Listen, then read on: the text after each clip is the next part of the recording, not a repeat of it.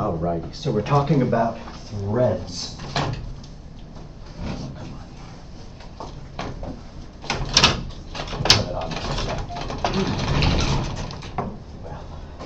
We'll be able to see it. Maybe you'll be able to see it. Alright, if you have an executable or something like that, it creates a process. The operating system has control over the process. Windows or Mac, whatever, which is why you can load up a task manager and kill your process. So these terms are kind of interchangeable, but nowadays sneaky programmers create programs with more than one process, most specifically Chrome.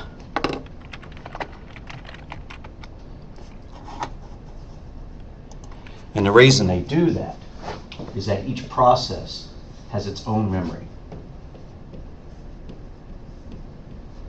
So if you have multiple windows in Chrome, one window is not supposed to kill all, you have to crash another window. So they have their own memory, kind of like instance variables, right? You know, if you create two objects, they're not supposed to be able to change each other's values. If you create two processes, they're not supposed to be able to edit each other's memory. But an app can start kind of what are little mini processes called threads. Lightweight Processing. Yeah, consider them lightweight processes, but they run inside, not the operating system, although everything runs inside the operating system, but as part of an app. So you can launch 3, 4, 5, 6, 100 threads inside one process, and they do share the same memory. So these guys can be modifying stuff inside your main process. So that's what we're going to work on. The idea behind threads is that they're asynchronous. Once you launch one, it's running at the same time as your other process, virtually at the same time. You know, when all these things were first created, you only had like single core processors, and so we have to switch from one back to the other, but nowadays, you know, you have your 4 or 8 core processors, and code really can execute simultaneously. You run into problems when you have multiple threads trying to change resources in the same process, which is that what if they both need it? Right. What if they both need to be able to, you know, grab that file handle and do something? So you have to have a way of locking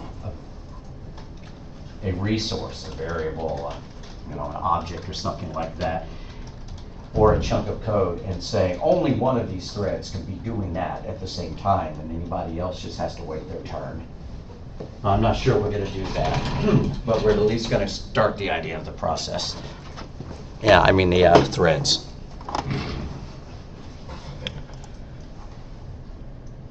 I'm not sure if the Java virtual machine launches every application as its own process. We could find that out.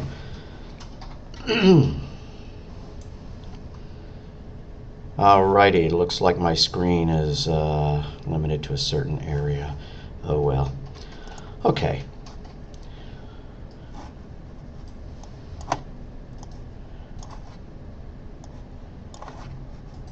On the monitor. So what we're going to do first is just create a little teeny tiny baby class. But we're going to modify it a little bit. We've seen way back a mention of how you can make a class that is its own client. And we're going to do that.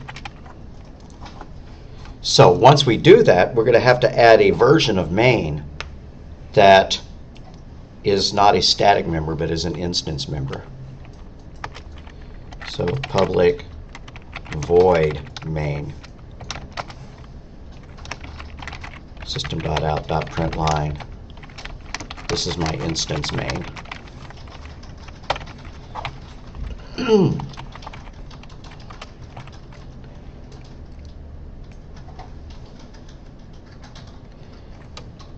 And then let's declare a private counter.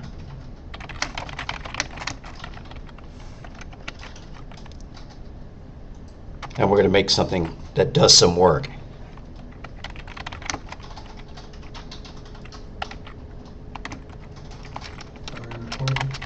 Yeah.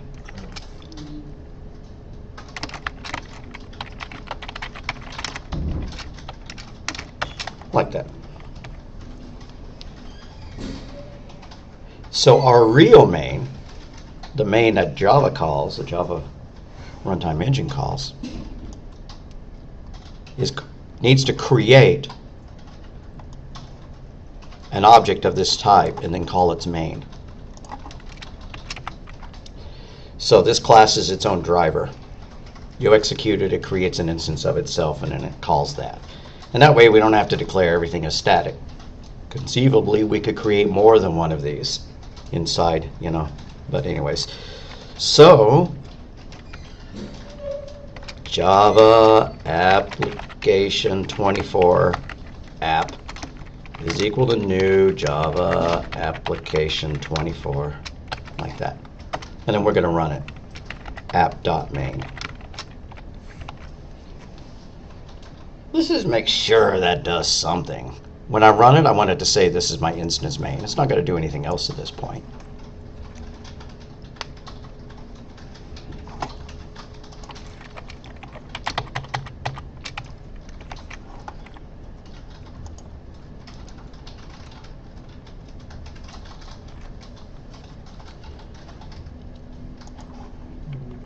So this is my instance main. It did instantiate our class and execute it. So it ran up here and ran our instance main. And if we wanted to, we could call add to counter, or we could print the counter out or something like that.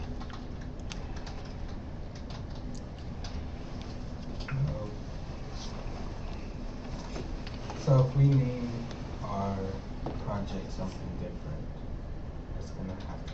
Yeah, just use whatever class your main class is. And if you want to, you can rename it. I'm going to rename mine app right here. Refactor, rename, app. All right. And by the way, this is how our forms-based GUIs launch themselves. You have a class, which is an extension of JFrame. And then there's a main in there, and all it really does is create a copy, of an instance version of itself, and then run that instead. Oh yeah, so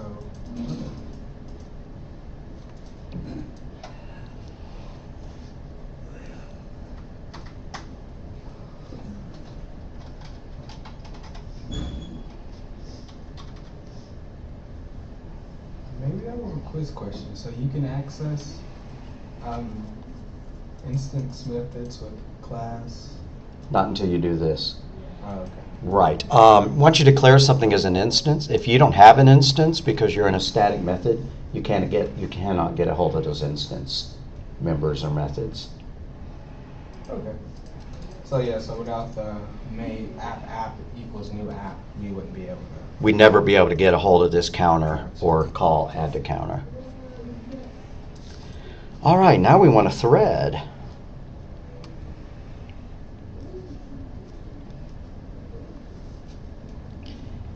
So there's more than one way to create a thread, of course. There's the old school, there's the newer school, there's the newest school.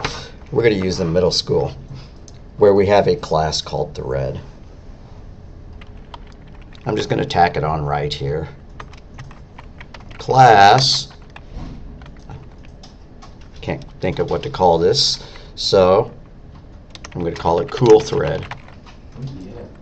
Extends the thread class.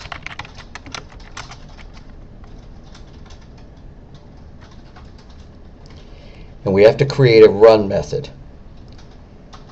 We don't actually run the run method, but when we create the thread and we start it, the class runs itself. So it looks like you would call .run on it, but you don't. So public void run. Let's just say we're in it. System.out.println in a cool thread. It's all it's going to do. Once it hits the end of run, it's done. If you call return, okay, that thread is done. If you call exit, it kills the app. I'm not going to do that. So this is a course and override. I'm not going to bother doing that. It takes up an extra line to add that tag. All right, now we're going to go and create an instance of our thread, but we better have added the import to it.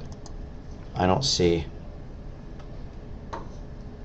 Oh, guess we don't have to. Must be part of java.lang. I'm surprised.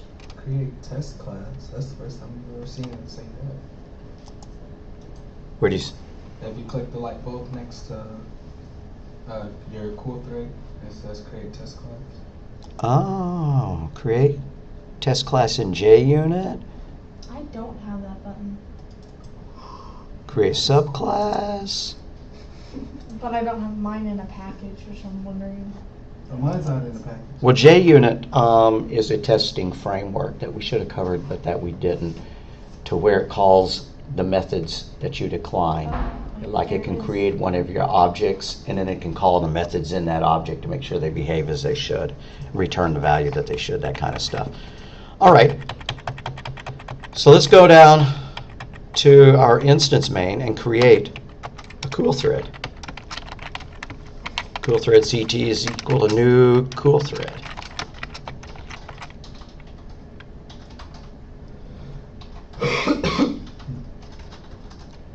And we have to run it, but not by calling run, but by calling a different method, CT dot start.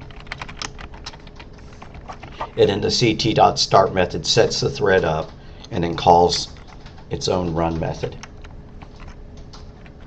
So we don't write a start method, although maybe you can overload it and then call it super constructor, but anyways, I wouldn't do that. But we do write the run method, which we don't call. All right, if we run it, it should print in a cool thread. This is my instance main. I'm in a cool thread. All right, we created a thread. If we wanted to, we could create 100 of those guys for int x is equal to 0, x is less than 100, x plus plus, like that. Now it'd be kind of neat if our threads were numbered, if we knew which thread we were on, just so that we could print out something cool. So let's pass in x as a parameter, but we don't have a constructor to our thread yet. So we're going to have to add a constructor to our thread. So at the end of run in our cool thread, we're going to make a constructor, public cool thread. It's going to take an int. And since this is a constructor, we better call our base constructor because we can be sure that there already was a constructor, the default constructor. So call our super constructor, and then this dot x is a really lousy name. Let's call it tnum for thread number. So this dot tnum equals tnum. Now we don't have a tnum member, so we better add one. And this stuff's going in the opposite order what I usually like. I like declaring my variables up at the top and then put my constructor there too.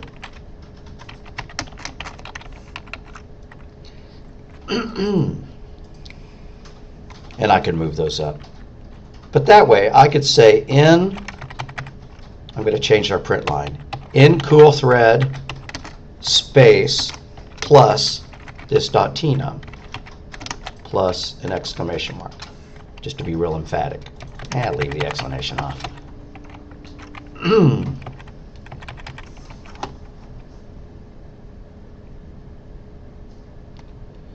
All right, now that we're creating 100 of these guys, we should see a whole bunch of different cool threads printing with a whole bunch of different thread numbers. All right, now we see a whole bunch of them, see? And there's no real rhyme or reason to the order in which they printed.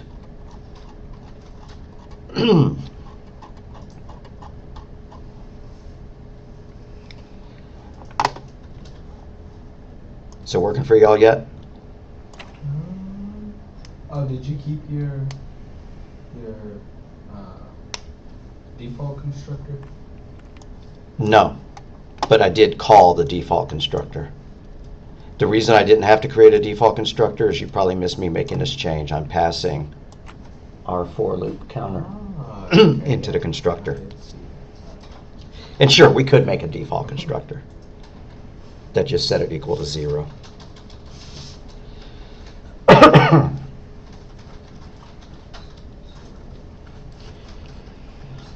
Alrighty, what if you want the thread to access something in the app class?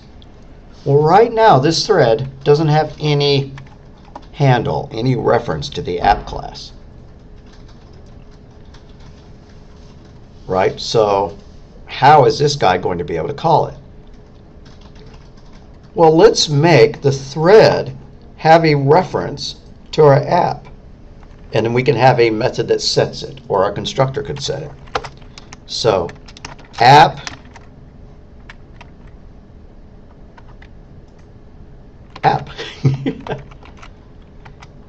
and then public void set app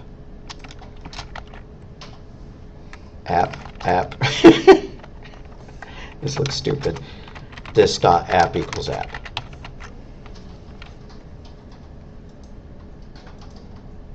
That way we will have a reference and we can call something inside the app class. And you put that in your cool thread class, right? Right, this is all inside cool thread.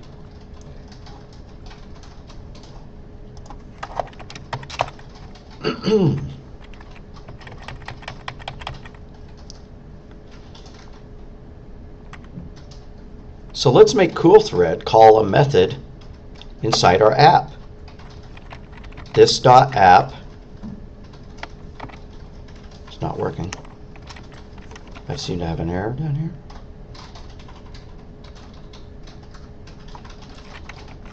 Yeah, rebuild it.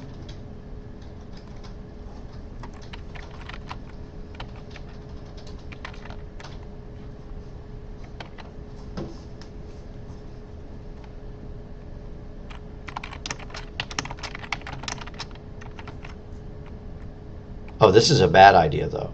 Putting this in the constructor is expecting app to have already been defined, right? Yep. So that's a bad idea. We need to just pretty much get rid of all this and pass in our app reference as part of the cool thread constructor. So app, comma, int tnum. I deleted my set app method. Instead, I'm going to do this dot app is equal to our app reference. That way we can call it from right there.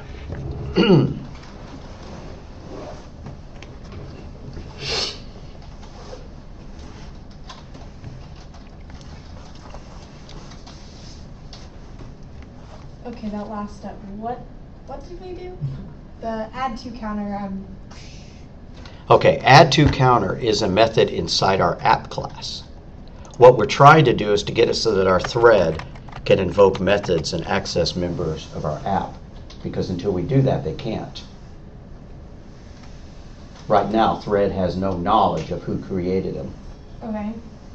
So what we're doing is we're going to make it so that our constructor passes in the reference to our current app, so that then we do have a handle to it that we can make calls back into our app class.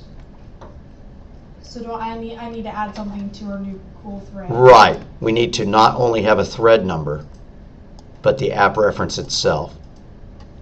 So we could just pass in this.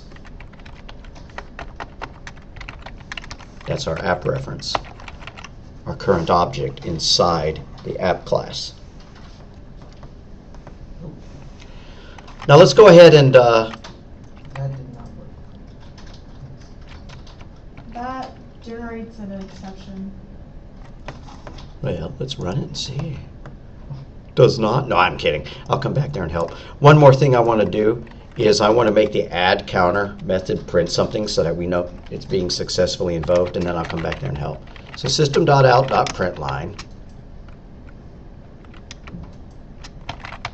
counter equals plus this dot counter.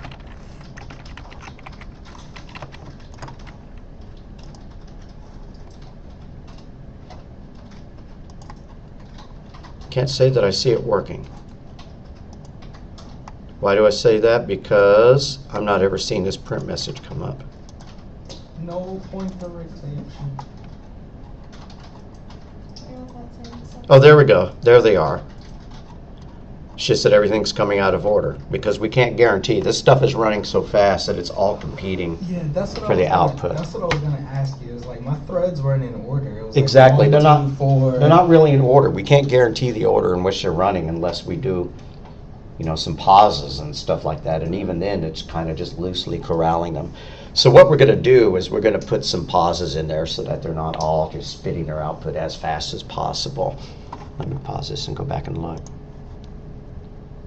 So we're going back up to look at our cool thread class again. There it is. There we go. Okay. Alrighty, so rather than make add to counter print something, let's just make it return a value instead. So we're going to return this dot counter when we're done. That way we can print it out. Oh, because it's declared as void. That way we can print it out from inside the thread.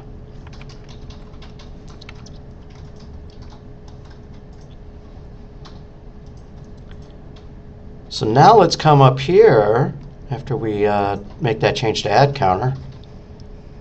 And inside of cool thread, I'm kind of tired of seeing this in cool thread message pop up. But let's get our counter. Int counter is equal to that, and then let's print a cooler message.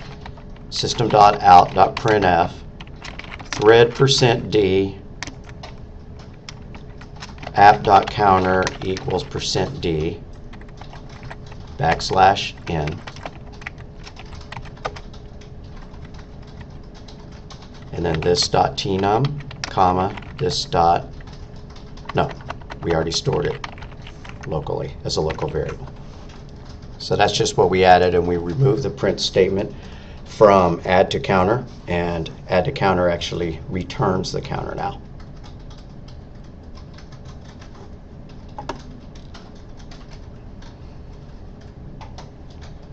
So I'm going to run it, build,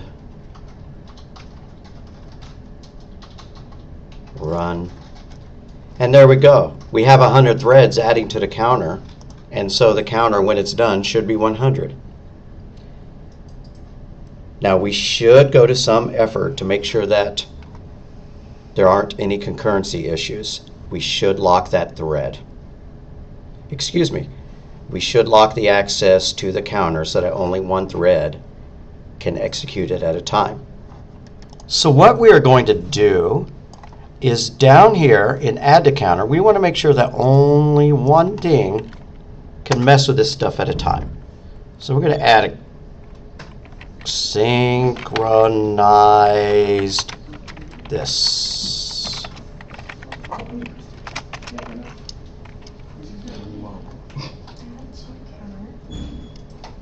And let's look at the Java doc for that. Another keyword that I've never seen before. Yep, new keyword. Hey, you're not going to show us the Java doc? You have every other time. Alrighty, fine. Java doc synchronized.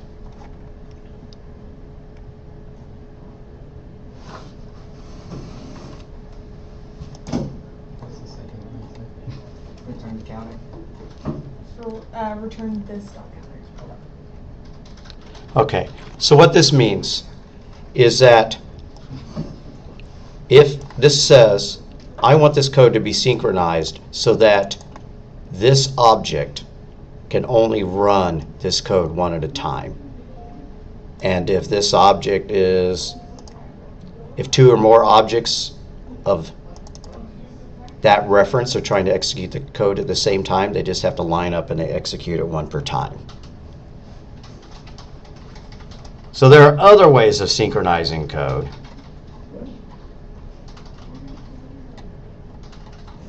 Besides that, you can synchronize a method. You can say the entire method is locked to only being able to execute one per time.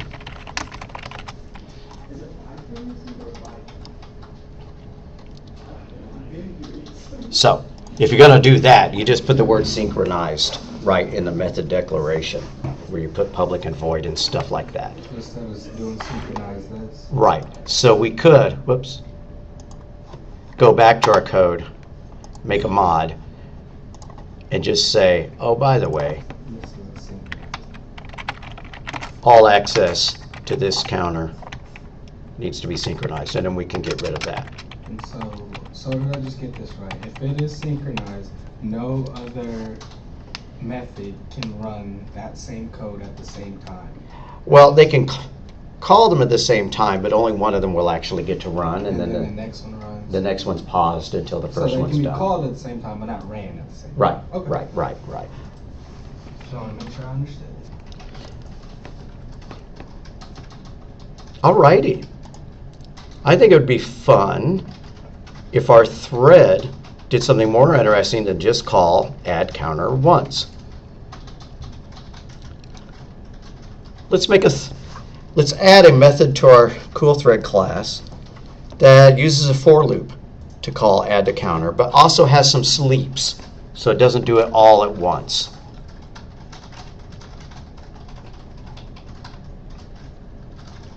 I remember doing sleeps and then So- it makes sense. So I'm going to go back up to cool thread, and then here where we actually call this .app.add.counter and that print statement, we're going to move those to a different method. So I'm cutting those out of the cool thread constructor. And let's just call this one do work. Public do work. Public void do work. And paste those things in there. But then we need to call do work from the constructor, right? Or else this stuff will never execute.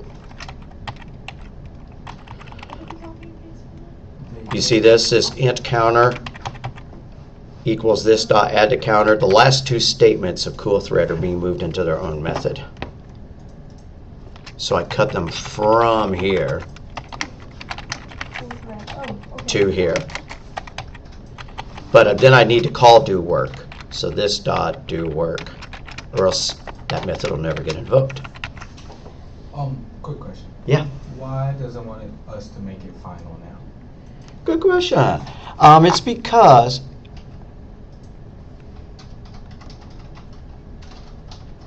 overridable method call in the constructor. That means somebody else could inherit from this class and create their own do work function, and you wouldn't know what it was going to do. So we could mark this as final, I believe.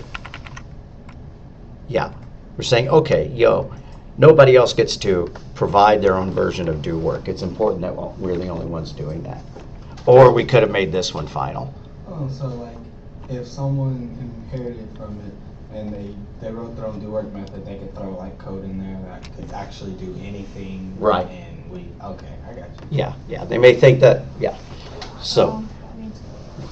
we're pretty dang sure that we don't want them to override do work because we're being very specific about what do work is supposed to do. On the other hand, if you don't care, you don't have to make it final.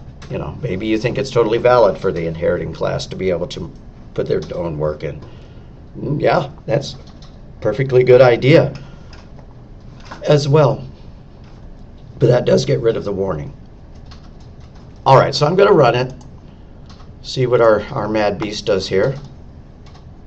And there we go. Same kind of deal, Nothing too cool going on there. Or its behavior is not changed. We don't see any visible changes. But let's make this add to counter inside of a loop. How many times should each thread call add to counter? I don't know. For int x is equal to 10, x is equal to 0, x is less than 10, x plus plus. Each thread is going to call add to counter 10 times. It's still going to be too fast, so we're going to put a sleep. As soon as we print out our message, we're going to sleep. And again, there's more than one way to sleep. Sleep is not considered a thread-safe operation. So we're going to use a version of sleeping that is thread-safe. Why is it not thread safe? Good question. We'll Google that up in a minute. Probably means that it relies on stuff that is not designed, for concurrent access. And perhaps it cannot be interruptible. You do need a way of killing threads. Our code down in main could kill one of these threads after it launches it if it makes the right invocation. And I'm not sure that sleep responds to that. And it'd be bad if it was sitting there sleeping, and you couldn't kill it until it woke back up. So we're going to use a method that is thread safe and allows things to be interrupted. And guess what? It's going to need a try-catch block. So may as well just tack that on right from the beginning.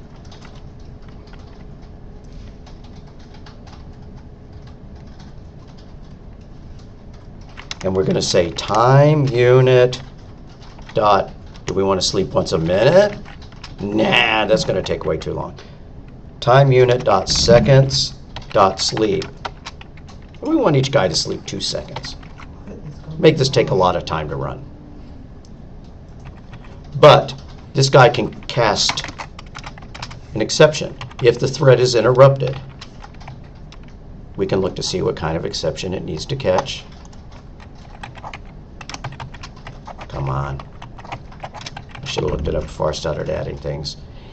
It can throw unreported exception, interrupted exception, which is generated if something goes and tries to kill the thread without, a quit statement, an exit statement killing the entire app. So I scrolled up and down accidentally. Here we go. Catch interrupted exception EX. And if that happens, we're just going to print out a little message. System.out.println, we were interrupted. And we should return out of this, right? Because if they wanted us to quit, we don't want to hang out and keep going, 100 more or 10 more iterations. So if our thread gets an interruption signal, we want it to bail out immediately. Suddenly it occurs to me to wonder if there's a way to just terminate that thread from within the thread, kind of like the exit statement kills the entire process. And so we're adding stuff that we're never going to see. We're never going to see this, we were interrupted, unless we go and look up how to kill a thread. Hadn't planned on doing that. But we are going to see that it sleeps while calling the app counter.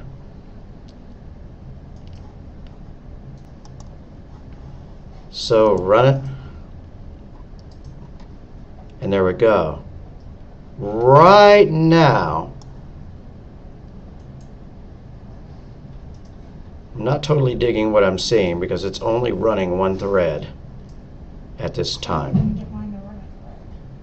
All right, so I'll be back there to help you, and then we'll figure out why this is stopping like that. So our problem is, I'm surprised to see this because I wasn't seeing it downstairs when I was doing this earlier, is that the constructor is not returning until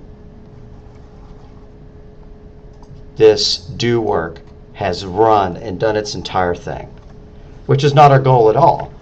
So the constructor should not actually be doing the bulk of the work because that delays the main app from going on and processing something else until the constructor is done.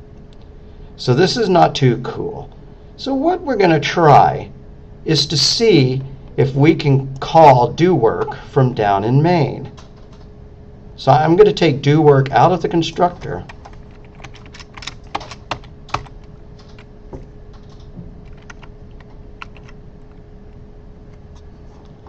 and try calling it down in main. And I have a feeling that this may not be the best way to do it, but we're going to give it a shot.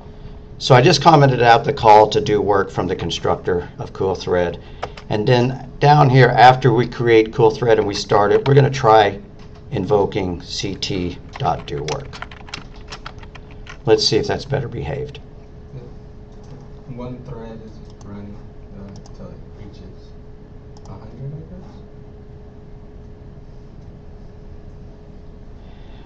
One will run until it gets to 10, and then the other one, well, let's see. For Pete's sake. Oh, yeah.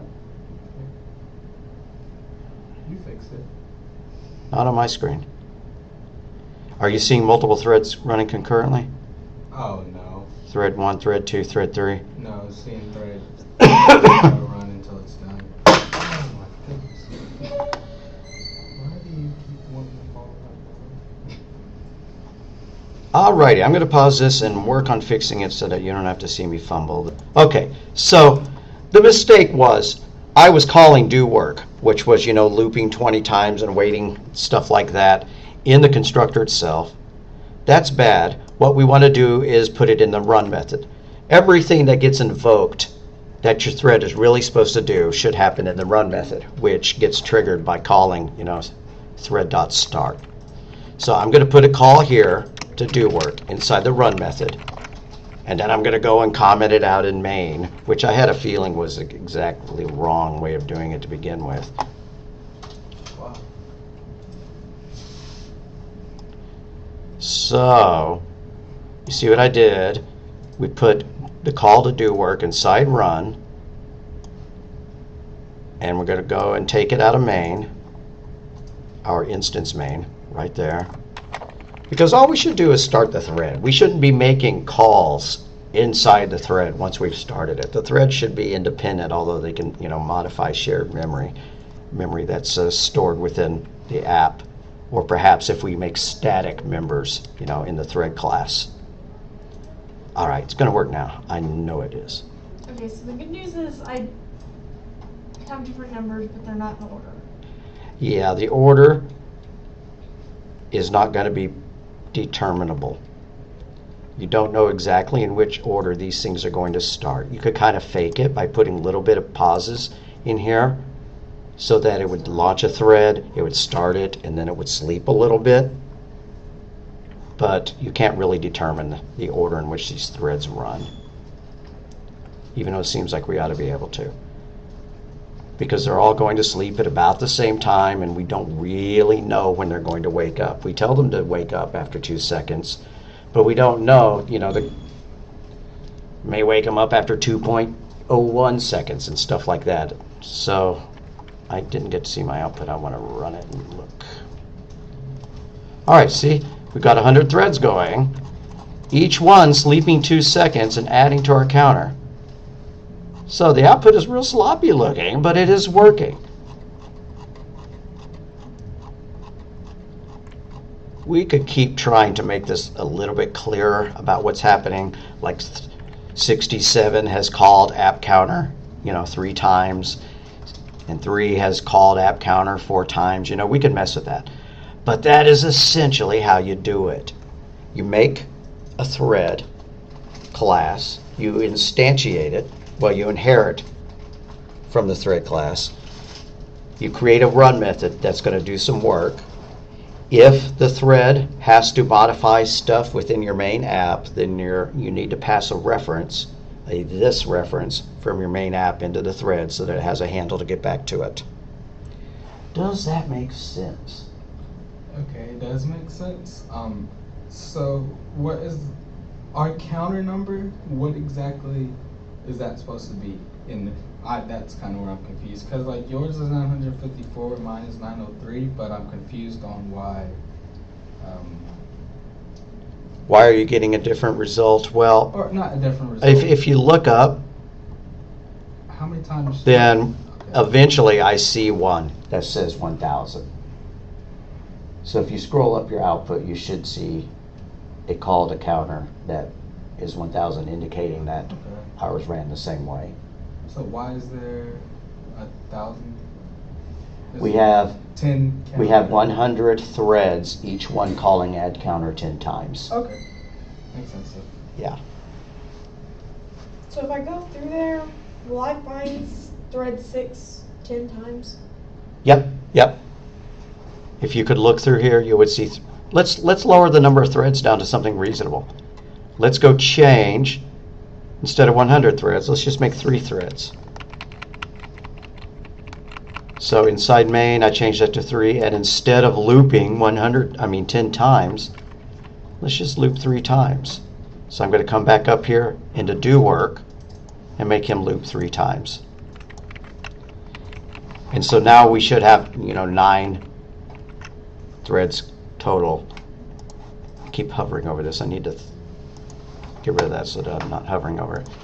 And then you run it, and there we go. We should have 3 threads. Each thread increments app counter 3 times. So thread 0, thread 0, thread 0, thread 2, thread 2, thread 2, and thread 1, and thread 1.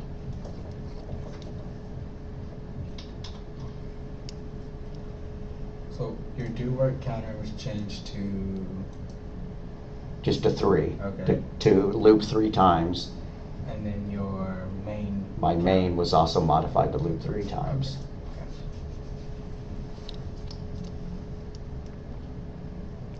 Okay. So if you were going to do this in a GUI,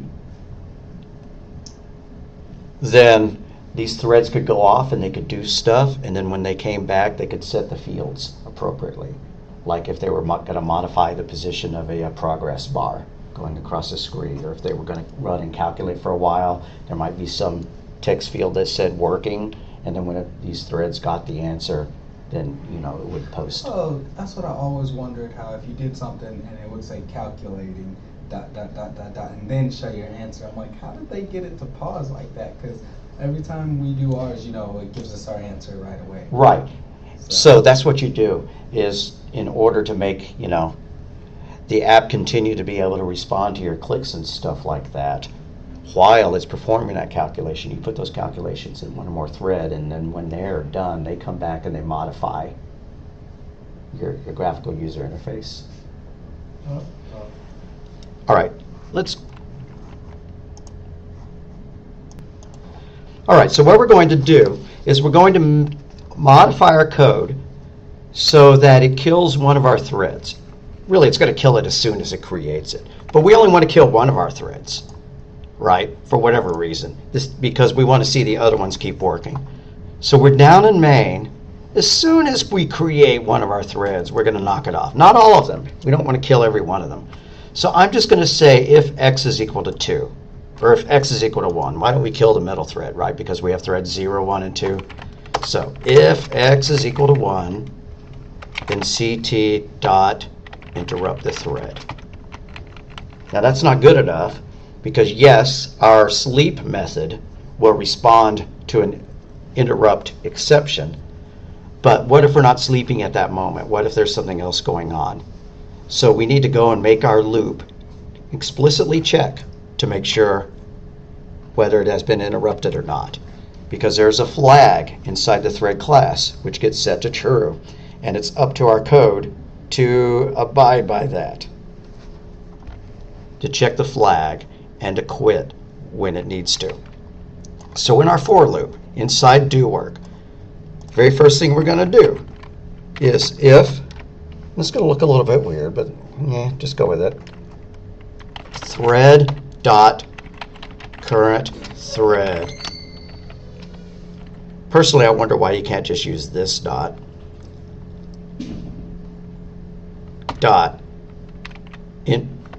is interrupted is equal to true, right?